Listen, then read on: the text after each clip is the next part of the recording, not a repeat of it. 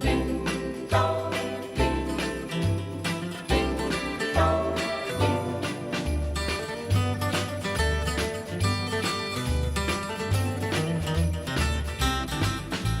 a holly jolly Christmas. It's the best time of the year. I don't know if there'll be snow, but have a cup of cheer. Have a holly jolly Christmas, and when you walk down the street, say hello to friends you know and everyone you meet. Ho, ho, the mistletoe hung where you can see. Somebody waits for you, kiss her once for me. Have a holly jolly Christmas, and in case you... Hey everyone, welcome back to the Wildwoods Hunting Farms YouTube channel. My name is Grayson, and today we are going to be talking about winter management, things that we need to do in winter. And I'm going to be talking about some things you can be doing that will help your bees, and I'm also going to be talking a little bit about what I am doing to keep my bees healthy and strong and ultimately get them through winter. I kind of want to start off basic and just kind of talk a little bit about what I'm doing with my apiary, then we will go from there. So right now I have been very much focusing on feeding. Feeding has been something that I have been really trying to focus on to try to keep these bees healthy, keeping them strong, and keeping them with enough food in the colony. Especially because yesterday we had some really warm weather, and a lot of folks think that maybe we have it easier down south, and that is partially true, but we do have our own set of challenges. Our main challenge is that we have a lot of fluctuating temperatures going up from 40 degrees at the high, going up to the 70s. And most likely in the 40s, the bees are clustering down here, 40s, 30s, 20s. It's been down in the 20s at night.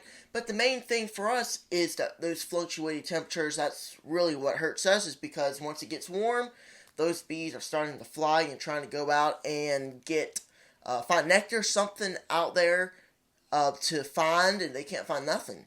So, and it also burns honey, stores in the colony that they need for other cold times. And speaking of which, my bees were flying yesterday. It was such a nice day. It was like 60 degrees, 65 degrees, perfect weather. Bees were flying, a lot of bees around the house, especially because I had a little bit of leftover sugar from making some sugar bricks, candy boards, had some leftovers, and they were able to find that. So that was kind of good in that case, if they were actually able to go out and find something. But anyway, that's kind of what I'm doing now, trying to feed and make sure my bees are healthy, make sure they're strong. Now, what are some other things that we can be doing to keep our bees healthy and strong? Now, I will say it's different down here. We have different climates, but it can work in northern climates. But down here, we have smaller clusters. So please do take what I say for a grain of salt, because a lot of people who watch me are up north, and a lot of things won't work for them. But anyway, I think the number one thing that I've talked about on the channel and that I am doing is, of course, feeding our bees. Now, like I said, especially if you're down south, if you have fluctuating temperatures, feeding your bees is really important, especially with all these temperatures going up and down like we have. And the reason for it is just in case if maybe there's a warm day and the bees are out flying and they use a lot of our honey stores, you have that other food just in case if they run out of their honey and sugar water that you fed them. Now, in my case, I fed a lot in fall, so they should be okay even with them flying, but I am not risking it. I am feeding, of course, to make sure my bees stay healthy and make sure they don't run out of food and later on not making it. So, number one thing for me is feeding your bees, whether it be fondant, candy boards, sugar bricks. Sugar bricks and candy boards are pretty much the same thing. I do candy boards. It's just a sugar brick, but on a board, pretty much. But I made some new ones, so they're much better. So I have two of my old ones, which are kind of just if you go back to some of my old videos, you'll see what they look like. Just kind of look around for how I make my candy boards. You'll find that if you're curious how the old ones look. And eventually I'll make a new video kind of showing the new ones that I make because they're much more better.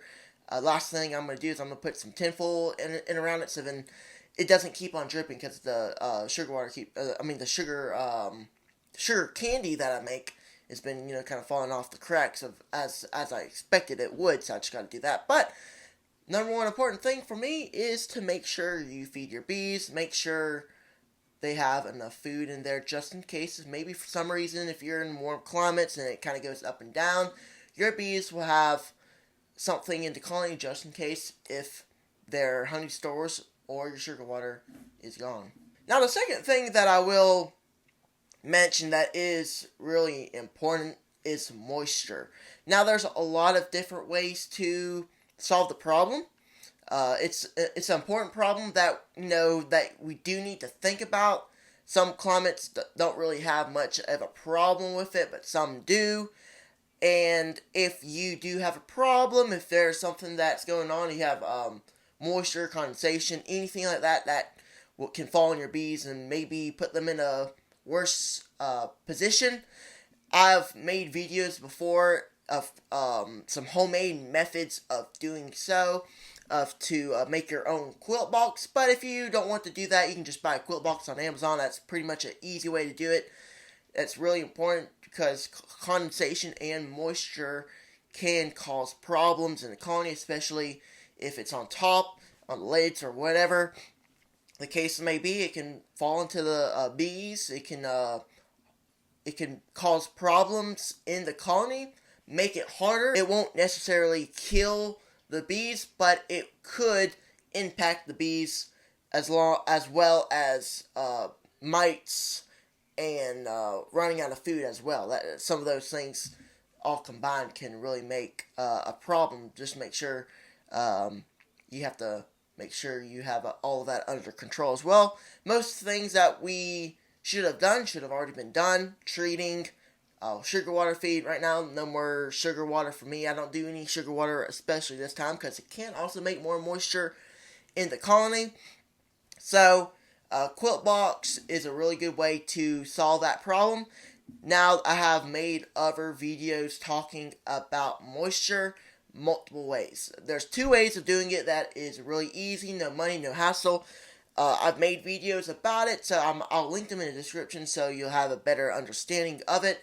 So basically, the first way of doing it is just putting an empty super on top and putting 2 nickels or whatever, pennies, coins that you like, on top of the 2 sides of the super, and putting your lid on top, and you have that little space that will let moisture out. Second way is kind of like a quilt box, but a homemade way of doing so. You pretty much put a inner cover on top of the colony with a hole on top, which most all the inner covers do. You put some fabric on top if you have some type of fabric. Other materials that I'm not going to be able to think of right now, but there's a whole bunch of other materials like burlap, fabric, whatever the case may be that you need. You can just slap that into the on top of the inner cover. You put just a super on top of the inner cover with your fabric and your material in there to absorb the moisture. Put your lid on, and that's pretty much it. I've made a video about it. I'll try to link in the description, but if I don't and I forget about it, just search up on the channel of a homemade quilt box and it should pop up. So that's really important. Moisture can cause a problem for a lot of beekeepers, especially depending on where you are located at. So that's some ways of solving it. It could be a problem, won't necessarily kill the bees, but it can cause a problem. Alright, so the third management practice slash tip that I will mention that we can do as beekeepers that will help our colonies, and a lot of people mention it. And I've mentioned it on my channel before. A lot of folks have mentioned it as well. Some ways of being able to replace your queens in winter. Now, the main popular thing is a nuke battery. I've talked about it before. I had Ian Stepler on one of my live streams. I'm going to try to make a clip of that as well, just because it's some good information as well. He talks about that as well. He likes to do that, but a lot of folks like to do it, and it's really something that really can help your colonies out, just in case if you lose a queen. Just in case if you lose a queen, I actually have a very small nuke in my bee yard for that purpose, just in case if I lose a queen, but I'm still feeding it a lot of sugar, just in case some of my other colonies don't lose a queen, that I can just save it for next year. I've been feeding it as well. Basically, what a nuke battery is just in case if maybe one of your colonies out in your bee yard loses a queen, you have a nuke battery where you have a queen, you have more bees. You can just take those 5 frames of bees and put it right into the colony and introduce that queen. Now, if you're nervous about putting her in there without of introducing her, or maybe the bees will kill the queen, you can just put that queen in a cage and put her on top and introduce her the original way. You don't have to just put it in there without introducing her if you feel uncomfortable. I've done that before too. But that's kind of what I have that one little nuke for. It was a late colony. For some reason, it just popped out of nowhere. I had no idea why it popped out. I think it was just maybe some type of swarm or a sconching that left one of my colonies. Maybe, I have no idea. So I can't really explain it, but it just popped out of nowhere in one of my colonies that at one point left the colony, or left the hive, and those bees just came out of nowhere, and here I am with them. So that colony is just kind of in a little nuke. It's like this big of a cluster, not really giant, but I am feeding them. But that's kind of what I am doing with that colony. It is a decent sized cluster, like I said, and I'm feeding them just to make sure that they are have enough food in the colony, because it was a really late colony. I really didn't have enough time, but that's kind of what I am using them for, keeping them just in case if maybe one of my other colonies doesn't make it through with a queen, and I can just take that queen and those bees and put it right in there, and I have a nuke battery in place just in case that happens. So that's pretty much what a nuke battery is. It's kind of what you do with it. Not a lot to it. It's just a good little management practice to have, just in case if you find yourself in that scenario. Alright, there's a lot of other things that I could be talking about, but I just want to talk about one final thing before we get to the end of the video, and I will make more videos like this with other topics, just basically on one topic. Today I just kind of wanted to go through a couple of important things that I thought was important for us to be doing in winter. There's a lot of more things to talk about. There's a lot more important things as well. I wasn't able to get to all of them, so I apologize if maybe there's some things that you are talking about it in your head that, oh, should have mentioned that. I apologize if I didn't mention it, but please do let me know in the comments some other topics and things that you would like me to discuss, and I'll discuss them. I will discuss them. So, the final thing I kind of really want to talk about, and it's something that I love to talk about, and that is hive configurations. Now, I really do think if you are in winter, you should have probably most likely already had a hive configuration already thought up. I have videos on hive configurations, how they are all most likely set up, how the bees like to move around in the colonies. Hive configurations are really important to beekeepers and to myself to figure out kind of what suits you best. So I'm not saying a specific one, but what I would say is it's really important to figure out something for your area, for your location, that would really benefit you and your bees for hive configurations. Now let me kind of talk about what I use. I just do singles. That's what I've done for this winter. I've done doubles before. They work fine too. A lot of beekeepers down here love to do doubles. But I do singles. To me, they're kind of easier to operate, a little bit easier to feed rather than doubles, but there's a lot of different benefits. For me, the benefit for singles is it's a little bit easier to get to, a little bit more easier to feed if I need to. I already fed a lot of sugar water, and they filled up the single really heavy with sugar water, with the sugar syrup, and they have a little bit of brood in there as well, especially in singles. Doubles, most likely more honey stored in the colonies, and you have most likely 2 brood nests, depending on where you're at. A lot of times bees will start from the bottom, just stay in the bottom single, and then go up to the top. That's most likely you have a work, unless if it's a really, really big colony, and it takes all boxes to fill up. But There's some benefits to singles, to doubles, to singles with a super on top, singles with a couple supers on top. There's a lot of different configurations that are useful out there. I'm not saying that you have to pick a specific one, but make sure you pick one that really works best for you. I'm not telling you what you should pick, but just pick something that would benefit your bees, benefit what you do, and something that works for your climate and your location. So that's all for this video. I appreciate you all watching the channel.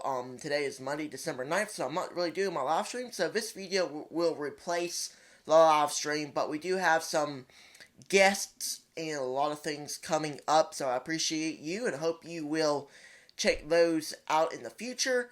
I have memberships, so if you want to join those, I usually give a early member list to the members so they can see all the things that they need to see for the guest list early, way earlier than the regular subscribers do, just for an extra perk that kind of benefits my channel, I guess I should say. But if you want to know who my guests are early, I usually do that on the members list. So I'd appreciate you if you'd consider joining the membership just to be able to get those perks and support my channel.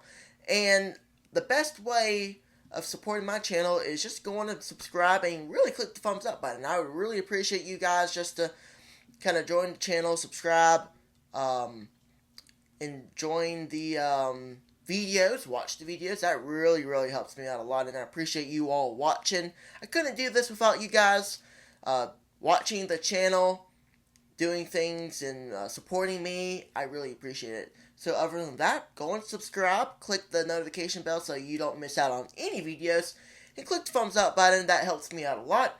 Take care, everybody, and have a blessed day.